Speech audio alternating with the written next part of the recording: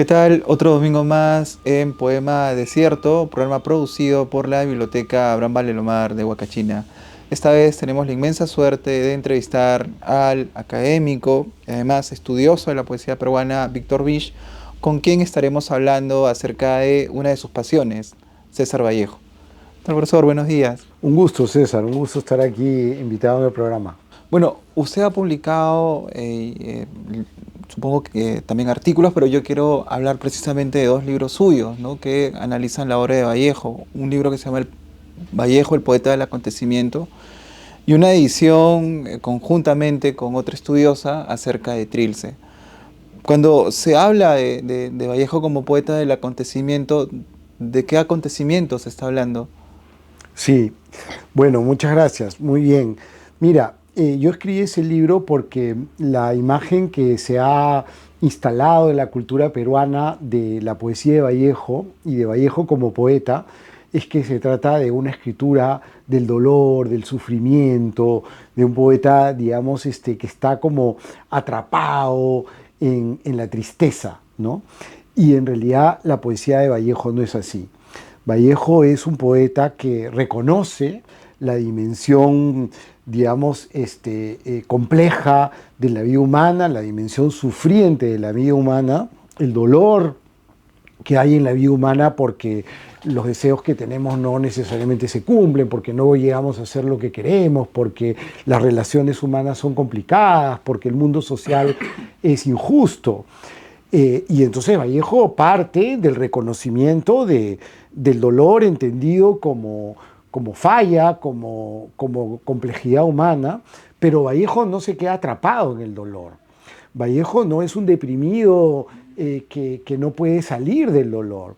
Y entonces yo utilizo la categoría de acontecimiento porque Vallejo descubre que hay algo más allá del dolor, que hay una verdad que funciona como una guía para la vida. Y esa verdad es la solidaridad humana. Esa verdad pasa por construir una comunidad de iguales. Y toda la poesía de Vallejo es en realidad una permanente afirmación del acontecimiento como verdad de un mensaje de solidaridad y de reconstrucción de la vida humana a partir del servicio a los demás. Vallejo es un escritor muy impactado por el mensaje cristiano, y el mensaje cristiano no es otro que el mensaje de solidaridad, no de competencia, no de codicia, no de enriquecimiento, sino de compartir. Ese es el mensaje cristiano. Y después eso lo empalma con el mensaje socialista y produce esta fusión, ¿no?, tan latinoamericana de, digamos, el mensaje cristiano con las luchas por una mayor justicia social. Eso es lo que yo llamo acontecimiento. Y Vallejo es un autor que se da cuenta que el acontecimiento existe, se da cuenta que el acontecimiento puede ser posible, y al mismo tiempo se da cuenta que hay que defender el acontecimiento a pesar de su derrota política, a pesar de su fracaso. Y entonces nosotros podemos leer desde Los Heraldos Negros los poemas de la solidaridad, ¿no es cierto? Y cuando nos veremos todos desayunados al fin en una mañana eterna, hoy no ha venido nadie a pedirme. Vemos desde Los Heraldos Negros una persona que está intentando comunicar otro ideal de vida hasta Pedro Rojas en España parte de este cáliz. Entonces es un poeta que afirma una verdad, y una verdad positiva, no la verdad del dolor, sino la verdad de otra posibilidad de vivir. Y eso para mí es César Vallejo. Ahora, profesor, usted menciona una palabra bien interesante, que es política, ¿no? Pero ¿cómo se define desde el punto de vista estético el no caer en el caso de Vallejo, que creo que casi nunca cae, pero que es muy común, a veces el tópico de confundir el panfleto con la política y olvidar que probablemente la poesía en sí es un hecho estético, sobre todo, no sé si sobre todo no, porque hay una postura, por supuesto, en Vallejo, pero ¿cómo cree usted que Vallejo maneja estos puntos, estética, política y discurso? Sí. Bueno, lo estético es siempre aquella manera diferente de representar la realidad. Lo estético tiene que ver con las maneras en las que representamos la realidad de una forma distinta a las maneras tradicionales o a las maneras que el poder ha instalado de entender y representar la realidad. Lo estético tiene que ver con la construcción de una forma que capture, de una forma nueva, que capture dimensiones desconocidas de la realidad. Eso es lo estético, ¿no? Lo estético siempre es la construcción de una forma diferente para descubrir un ángulo diferente de interpretación de la realidad. Vallejo es un autor que está permanentemente observando cuál es la forma de la realidad y cuál es la forma, o sea, cómo se ha constituido la realidad y cuál es la mejor manera de representarla. Y Vallejo considera que las formas tradicionales de representación no capturan la complejidad de la realidad y que la forma en que la realidad se ha constituido es injusta. Entonces hay que cambiar la forma de la realidad y hay que cambiar la forma de la expresión. En la medida en que cambiemos la forma de la expresión y la forma de la realidad, el ser humano puede avanzar, ¿no? Entonces, lo estético y lo político se empalman en su observación formal. Una observación tanto del mundo social, el mundo social tiene una forma mala, está mal hecho, es injusto, es desigual, y la literatura necesita crear una forma que exprese esa pérdida de intensidad de la forma y que recupere con esa forma nueva, esa expresividad nueva, las potencialidades de la realidad. Entonces lo político no solo pasa por las ideas, sino pasa por la ética de la forma, ¿no es cierto? El artista es un observador de la forma social y un observador de la forma expresiva. Y el gran artista político es el que sabe empalmar, y Vallejo lo consigue con una fuerza, digamos, inigualable, ¿no? Profesor, usted afirmaba hace un momento la posición cristiana, porque además él viene de abuelos que han sido curas, ¿no? Pero, y además usted hacía un símil entre el cristianismo y el socialismo. Mi pregunta va orientada en lo siguiente: ¿cómo abraza, digamos, el marxismo, Vallejo? Además, ¿cómo lo adecua no solamente a su poética, sino a su vida, ¿no? Porque en las cartas vemos que en las cartas finales incluso él manda a pedir que hagan una misa. Entonces, ¿cómo combinar aparentemente, ¿no?, digamos, dos posturas contradictorias en relación a la fe y al modo incluso de ver la vida, como el marxismo y el cristianismo, y cómo Vallejo en todo caso las reúne dentro de su obra poética? Sí, bueno, en principio, digamos, yo creo que el mensaje cristiano es un mensaje socialista innato, ¿no es cierto? O sea, lo que dice Jesús es: amaos unos a los otros. Y eso significa compartir. Lo que dice Jesús es: no le hagas al otro lo que no quieres que te hagan a ti. Es decir, si tú quieres ganar bien, tú tienes que pagar bien, ¿no es cierto? Si tú quieres que sean justos contigo, tú tienes que ser justo con los demás. Entonces, el mensaje cristiano es un mensaje de igualdad, es un mensaje de generosidad, es un mensaje de comunidad, ¿no es cierto? Es un mensaje pacífico, ¿no? De comunión, de ágape, ¿no? Es un mensaje, digamos, es un mensaje absolutamente revolucionario frente a la codicia, o sea, casi dicen los historiadores de la religión que no ha habido nunca una religión, un mensaje religioso que haya criticado tanto la riqueza como el cristianismo, ¿no es cierto? La acumulación de riqueza como el cristianismo.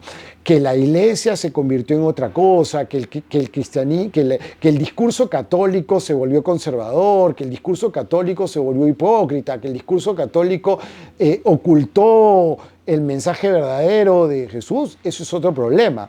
Pero el mensaje auténtico que podemos leer en la Biblia es un mensaje de compartir y de solidaridad.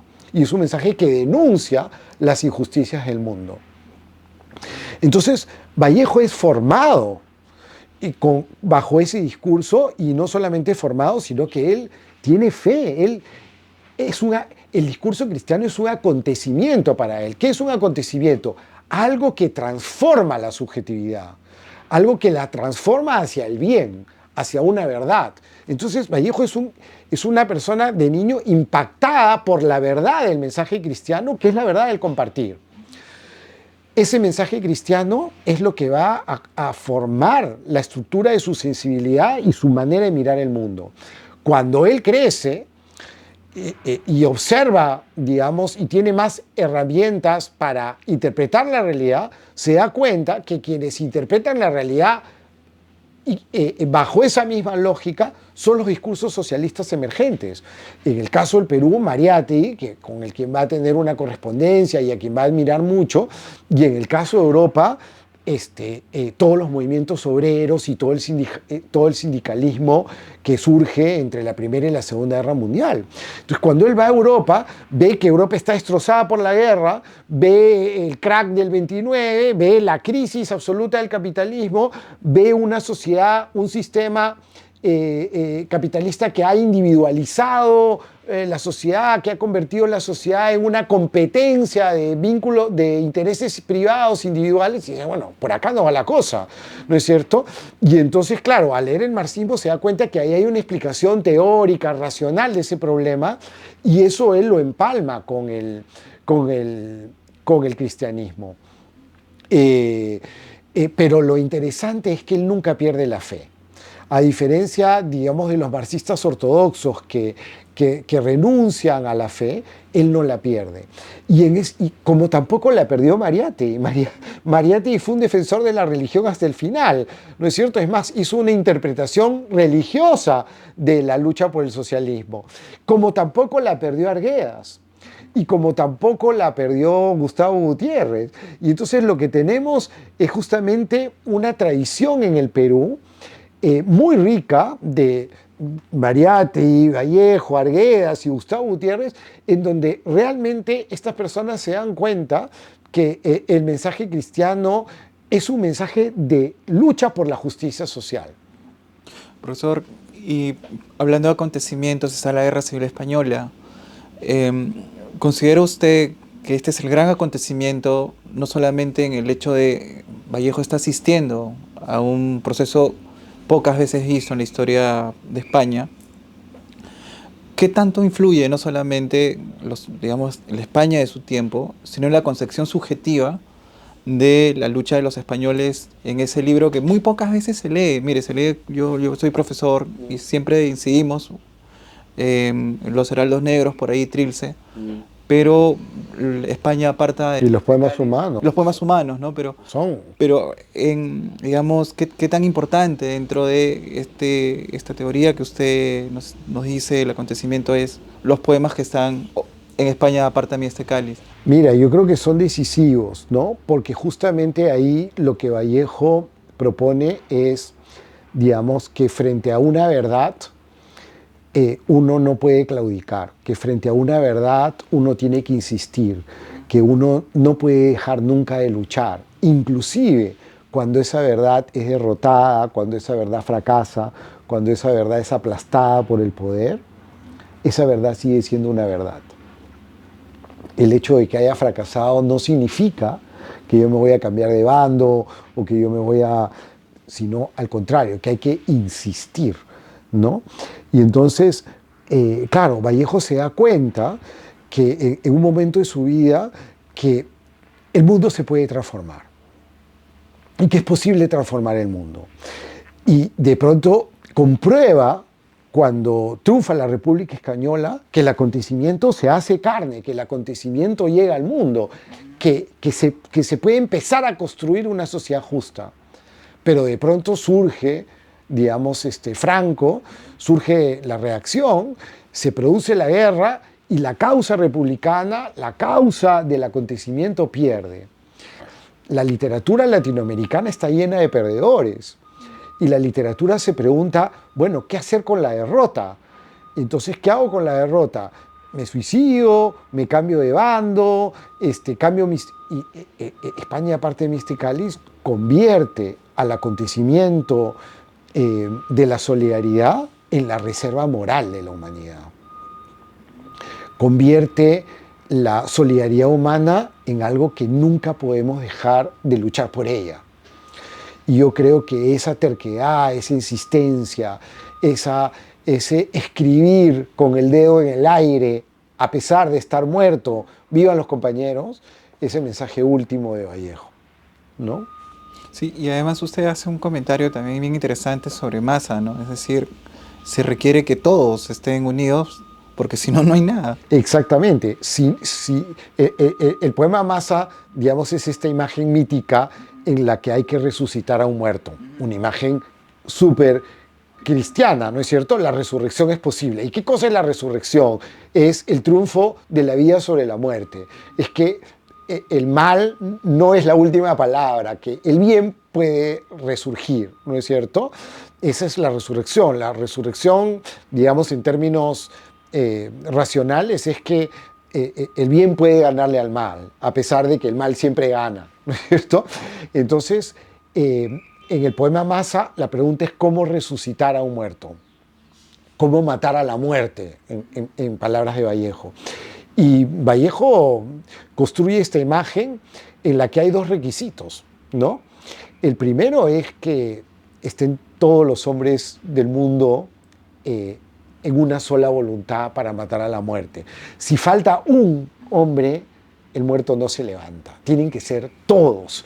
Y en ese sentido, digamos, o el socialismo es un proyecto global o no funciona. No funciona en un solo país, en dos. Tiene que ser un acuerdo mundial, ¿no es cierto?, para desterrar del mundo la injusticia y la maldad, ¿no?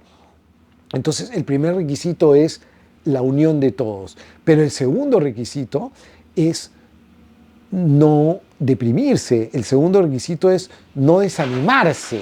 El segundo requisito es insistir, porque en el poema llega uno y le dice al muerto, yo te quiero, levántate, y el muerto no se levanta. Y después vienen dos y le dicen, vamos, vuelve a la vida. Y después vienen 500 y vienen 1000, tanto amor y no podemos contra la muerte. Pero ninguno de los que fracasa se va. Todos se quedan. Y es porque se quedan, porque insisten que se puede formar la comunidad de todos. Entonces, el primer requisito es que estén todos y el segundo requisito es no desanimarse. Y frente a un contexto social como el que vivimos ahora en el Perú, tan deteriorado, tan degradado, en donde la política se ha vuelto una cosa de mafias y de barbarie, y no sabemos qué hacer para cambiar el país o para mejorarlo, el mensaje de Vallejo es: no podemos desanimarnos, tenemos que insistir. Y creo que eso está de manera hermosamente representada en el poema Massa. Profesor, usted hace una anotación bien interesante acerca de la vanguardia que le interesa a Vallejo, ¿no? Y es más bien la vanguardia, perdón, del pueblo. Exacto. ¿No? De los procesos revolucionarios que se están dando. Exactamente. Y en este punto quiero ya ir un poco, digamos, ingresando a Trilce, porque usted hace una anotación también muy interesante con algunos temas que probablemente en la época no sé si eran tratados por la poesía, pero es como la masturbación. Vallejo es un poeta muy sexual, y el aborto. Son esos tópicos. Además, hay una cosa que me parece también bien interesante, ¿no? Que usted lo pone desde una postura incluso modernista a Vallejo. Estos tópicos como el sexo en Vallejo han sido poco estudiados, o todavía hay una especie, cuando se habla del aborto en Vallejo, porque creo que hay un libro de Daniel Arroyo que habla sobre una gran cantidad de citas del mismo Vallejo sobre el aborto. ¿Por qué estos temas no han sido tratados con una mayor profundidad, ¿no? Aborto, sexo y masturbación incluso en Vallejo. Claro. Bueno, en principio, digamos, Vallejo es un renovador de la poesía peruana en términos formales y en términos de contenido, ¿no? O sea, en Vallejo lo que vemos es siempre una experimentación formal cada vez más, digamos, asombrosa, y al mismo tiempo una especie de introducir en la poesía temas y representaciones no poéticos, ¿no? Y uno de esos temas tiene que ver con la representación de la sexualidad, no del amor, porque el amor ha sido el tema histórico de la poesía desde que existió el hombre en la humanidad, no el sentimiento sublime de amor y el enamoramiento y el deseo, como un proyecto de vida o como una dimensión espiritual. No, a Vallejo en Trilce lo que le interesaba era producir una diferencia entre el amor y el sexo. El sexo es algo que tiene que ver con el cuerpo, es algo que tiene que ver con algo que uno no decide, con una presencia de la libido que te toma, con algo frente al cual el sujeto pierde el control, ¿no es cierto? Pierde el control sobre sí mismo. Y entonces eso es algo que ha sido censurado por la religión, censurado por la moral, censurado por las buenas costumbres, pero es una dimensión absolutamente central en la vida, el deseo sexual independientemente del amor. Eso es lo más humano de lo humano, y entonces eso no puede estar sometido a parámetros morales o a parámetros religiosos. Eso hay que representarlo en toda su humanidad. Y eso es lo que Vallejo hace en Trilce, ¿no es cierto? Darle cabida al bruto libre que goza donde quiere y donde puede, ¿no? Entonces, Vallejo se va a dar cuenta que hay algo en los seres humanos que nos tira hacia el exceso, ¿no es cierto? Que el ser humano no es una persona equilibrada, una persona del punto medio, sino que los seres humanos somos desequilibrados y nos vamos para un lado y nos vamos para el otro. Y eso excesivo es justamente lo más humano de lo humano. Como decía Nietzsche, humano más humano. Cuando los seres humanos nos enamoramos no en el punto medio, queremos con todo el alma. Cuando sufrimos con todo el alma. Y entonces Vallejo encuentra que la sexualidad es uno de esos lugares para observar la dimensión excesiva de lo humano, pero digna. Y entonces va a escribir muchos poemas de corte sexual, pero de corte sexual en el sentido de físico, corporal, para darle cabida en la poesía a las pasiones del cuerpo, a los excesos del cuerpo y a los dolores del cuerpo, ¿no? Efectivamente, Trilce es un libro que está recorrido por la historia de un aborto o dos abortos, ¿no? Y ese aborto representa tanto un dolor físico para la mujer como un dolor físico para el hombre, una pregunta un acontecimiento que impacta no solamente en la moral y no solamente en las ideas, sino que impacta físicamente en el cuerpo, y la maravilla es que impacta en el lenguaje. Y como el aborto es un tema no dicho, el lenguaje tiene que, digamos, encontrar la manera de decirlo a partir de una forma nueva, ¿no? Es un acontecimiento tan brutal que desestructura la propia forma tradicional del decir, ¿no? Sí, profesor, qué interesante escucharlo, porque también mientras lo escucho recuerdo los comentarios que usted hace, pero también los poemas de Vallejo, y usted mencionaba el cuerpo, ¿no? Y en más de un poema está la idea de la cárcel, pero además también el hecho de que, por un lado, tenemos este Vallejo que usted está diciendo de que el amor lo hace incontrolable al cuerpo, pero viene esta opresión de la cárcel donde se trata de controlar al cuerpo. Exactamente. ¿Cuál es la idea en realidad? Bueno, es que el primer poema de Trilce Ajá. es justamente el poema de un preso que quiere ir a hacer sus necesidades y que lo están diciendo que se apure para que regrese a la selva, a la celda, y él necesita más tiempo para que el excremento salga. Y entonces es la angustia de este sujeto que está defecando y no puede defecar porque lo apuran y porque, vamos a decirlo de otra manera, el tiempo de la cárcel, el tiempo de la modernidad, el tiempo del poder, no coincide con el tiempo del cuerpo. Y entonces lo apuran, pero el tiempo del cuerpo es otro. Y entonces, a partir de ahí, es que Vallejo se da cuenta que la modernidad, que aparentemente es un discurso de libertad, de progreso, de desarrollo, es un discurso de control social. Es un discurso del que hay que sospechar y que lo que hay es el control del tiempo. Y después lo va a representar también en los poemas sobre la jornada laboral. En la modernidad perdemos lo que hacen los obreros es vender su tiempo. Y lo que hace un sistema mercantilizado es comprar el tiempo de las personas. Y entonces las personas no tienen tiempo libre y por lo tanto no tienen libertad. Es falso. Lo que Vallejo inspecciona en Trilce es la sospecha del discurso moderno sobre el cuerpo, sobre el desarrollo económico, sobre la propia educación. Y en Trilce Vallejo está representando el lado oscuro de la modernidad. Profesor, una de las ideas también que me interesó mucho de los comentarios que usted hace a Trilce es acerca de las edades que tiene Vallejo para sus libros, ¿no? Es decir, hay una infancia, hay una adultez, una vejez. Dentro de esta idea digamos, de las edades en que Vallejo está poniéndose, incluso como sujeto a sus propios poemas, ¿Trilce en qué edad entraría? Bueno, Trilce es un poemario de desconcierto, ¿no? Es un poemario, digamos, en donde el sujeto ha perdido la familia, ha perdido el amor, ha perdido la libertad, lo han metido a la cárcel y no sabe qué hacer, ¿no? Es un libro en el que todo se pone en suspenso. Inclusive es un libro en donde Dios no aparece.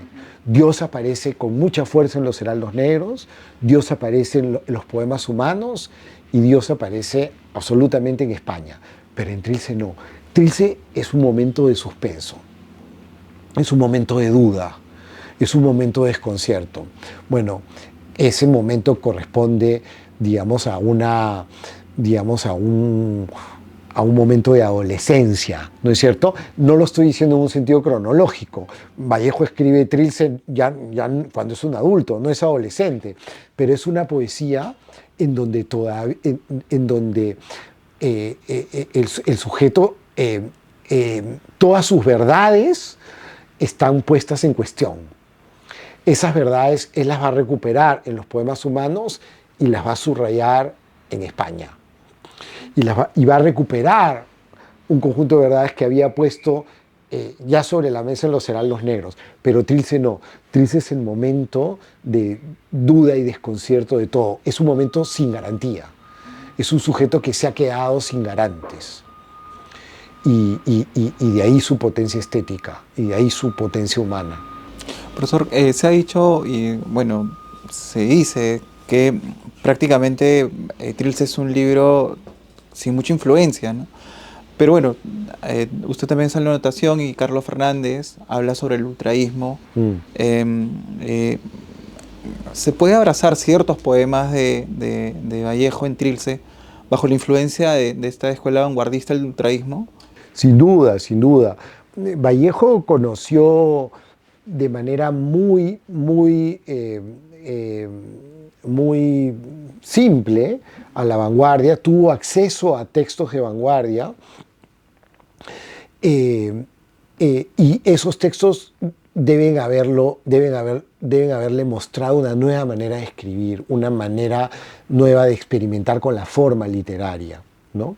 Pero lo interesante es que lo que queda claro es que Vallejo no es un poeta libresco, no es un poeta letrado, no es un poeta que, digamos, aprenda de los libros. es un poeta vital, ¿no? Y entonces, si los libros de la vanguardia desestructuran el lenguaje, para Vallejo esa desestructuración no es un juego formal, no es un juego de malabares, sino que la desestructuración del lenguaje es un efecto de la desestructuración de la vida. Y si la vida se ha vuelto desordenada, el lenguaje tiene que ser desordenado. Si la vida ha perdido sentido, el lenguaje tiene que perder sentido. La fuente principal de Vallejo es siempre la experiencia, ¿no? El mundo popular, el mundo obrero en Europa, los voluntarios a la República, la fuente vital. Y por eso es que a Vallejo, si bien Trilce es un libro vanguardista, un vanguardismo muy personal, si bien Vallejo conoció la vanguardia un poco antes de Trilce, cuando Vallejo llega a Europa y ve la vanguardia, se desengaña de ella, porque le parece que se ha retorizado, porque le parece que los vanguardistas han perdido su contacto con la realidad y que lo que están haciendo es solamente juegos formales. Y por eso tiene ese verso tan importante, ¿no?, en que dice: hacedores de imágenes, devolverle la palabra al hombre. ¿No es cierto? Es decir, que es muy lindo, ¿no es cierto? O sea, la literatura no puede ser literatura. La literatura tiene que estar cargada de los antagonismos de la vida, de los antagonismos privados y de los antagonismos políticos de la vida. Si no, son imágenes.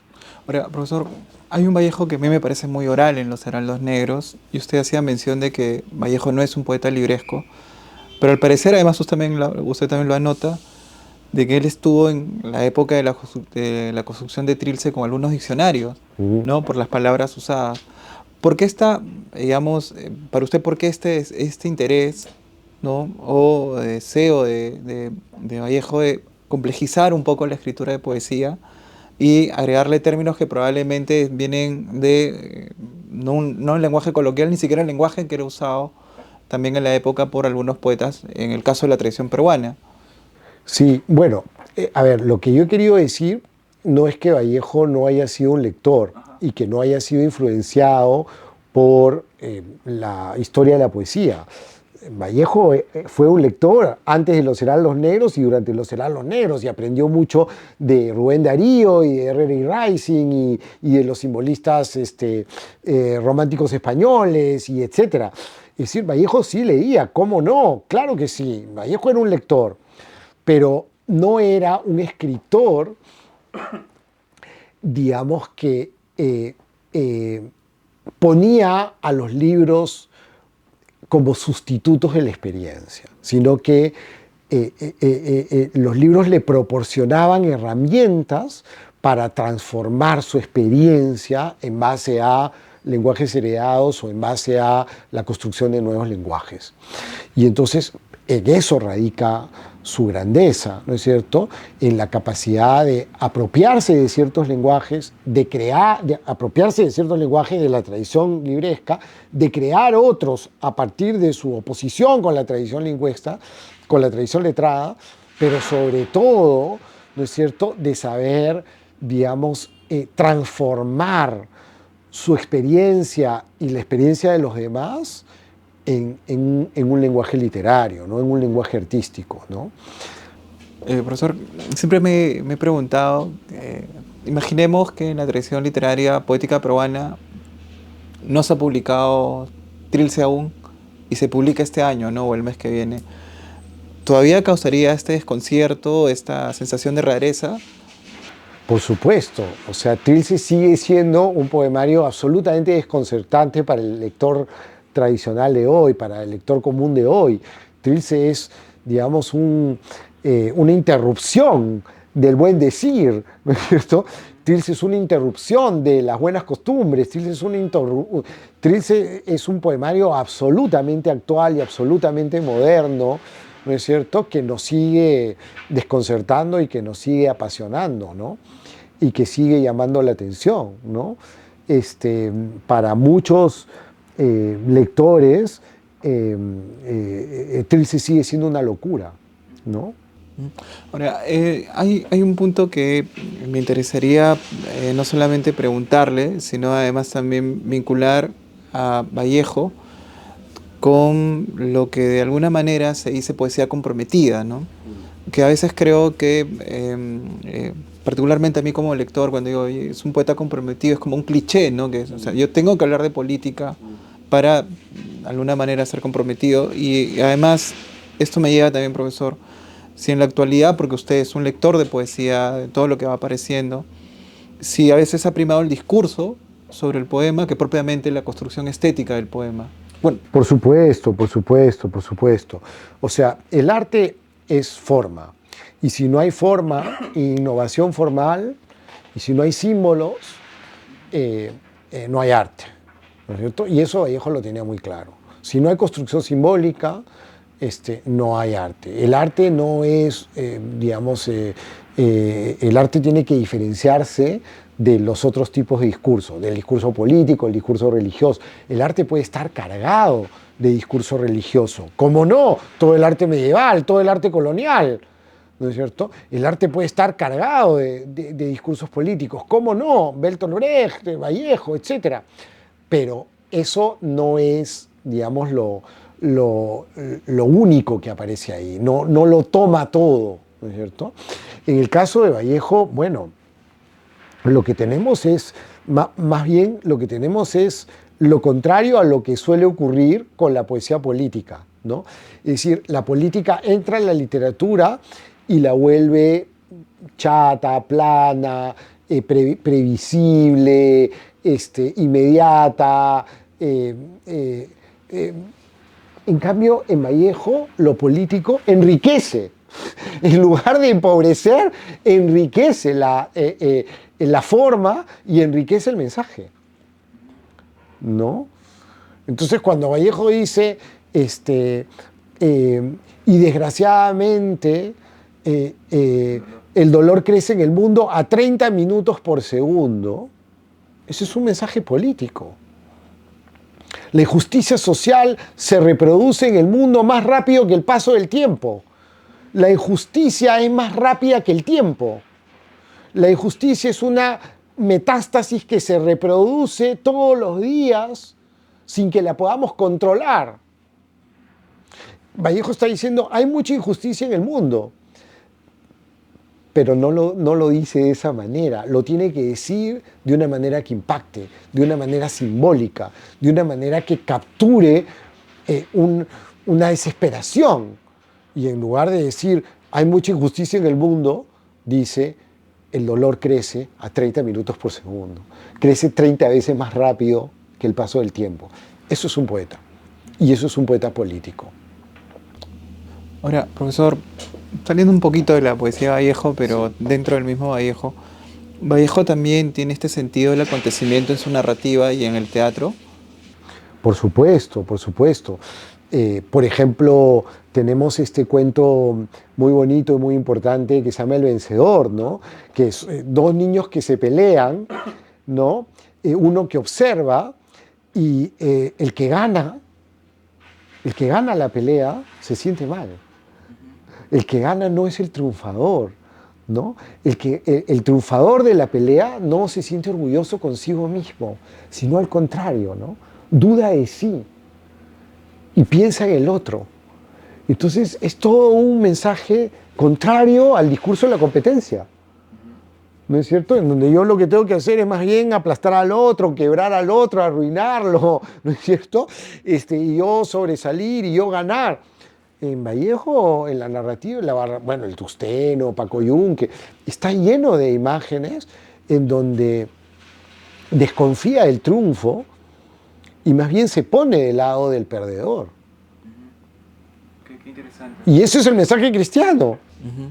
O sea, es decir, ya, Vallejo nunca tuvo la idea, digamos, de solidaridad heredada probablemente o adquirida, ¿no? En el hogar. Entonces no hay ninguna para él dicotomía entre la mirada socialista y mirada cristiana. Ninguna, ninguna, ninguna. Como tampoco digo lo hubo para, bueno, los tres grandes de la literatura peruana, Mariátegui, Vallejo y Arguedas, para ninguno de los tres lo hubo. Muy bien. Bueno, profesor, muchas gracias. Su despedida, qué bueno escucharlo. Además, también mirar otra vez a Vallejo, porque Vallejo no solamente siempre hay que leerlo, sino además también ver qué otras maneras, qué otras miradas, como la que usted está haciendo principalmente ahora en Trilce, que es, eh, digamos, vienen a ayudar a otros también que han comentado, ¿no? Con el caso de Ricardo González Vigil, ¿no? Que usted dice además que parte de la edición, ¿no? Comentaba, si es que su despedida, profesor. No, no, un gusto conversar contigo. Muchas gracias por la invitación. Bien, nos vemos el próximo domingo. Como siempre, los invitamos a visitar a la biblioteca Abraham Valdelomar. Quiero, antes de terminar, Giovanni, no sé si me puedes mostrar. Bueno, el profesor Víctor, no sé, profesor, si usted lo... Sí, claro. Un poquito de esto y de cómo llegó a sus manos. Bueno, simplemente queríamos decir que tenemos en nuestras manos algo inédito para la literatura peruana, que hemos descubierto 2 versos inéditos de Abraham Valdelomar. Estamos por comprobar si efectivamente estos versos no aparecieron en ningún lado, pero yo he tenido la suerte de tener acceso a una copia manuscrita, a un autógrafo de Abraham Valdelomar, en donde Abraham Valdelomar escribió con su propio puño 2 versos. Esta página llegó a mí a partir de un familiar, Carlos Rodríguez Saavedra, que fue un crítico de arte muy importante, y bueno, pues va a quedar en custodia y la biblioteca Abraham Valdelomar será la encargada de guardar esta página hermosa de Abraham Valdelomar y esta página importantísima para la historia de la literatura peruana. Profesor, solamente una pregunta más. Recién me entero, porque usted nos habló hace un rato, de la amistad que tenía su abuela con la hermana de Valdelomar. Sí. Sí, mira, yo crecí escuchando que mi abuela siempre hablaba con mucho cariño de la familia de Valdelomar, porque su madre, o sea, mi bisabuela, era íntima amiga de las hermanas de Valdelomar, ¿no? Y entonces mi abuela creció en mucho contacto con la familia. Mi abuela tuvo un hermano que fue mi tío Carlos, y mi tío Carlos es el que guardó este manuscrito, ¿no? Bien, lo podrán ver en la biblioteca, así es que gracias, profesor, no solamente por la entrevista, sino además también por la generosidad. Esto va a estar en las paredes de la biblioteca para que ustedes puedan ver. Y al parecer creo que sí, son 2 versos que no se tienen referenciados. Me parece que no están en la obra poética completa que reunió Ricardo Silva Santiesteban. Nos vemos y los esperamos siempre en la biblioteca.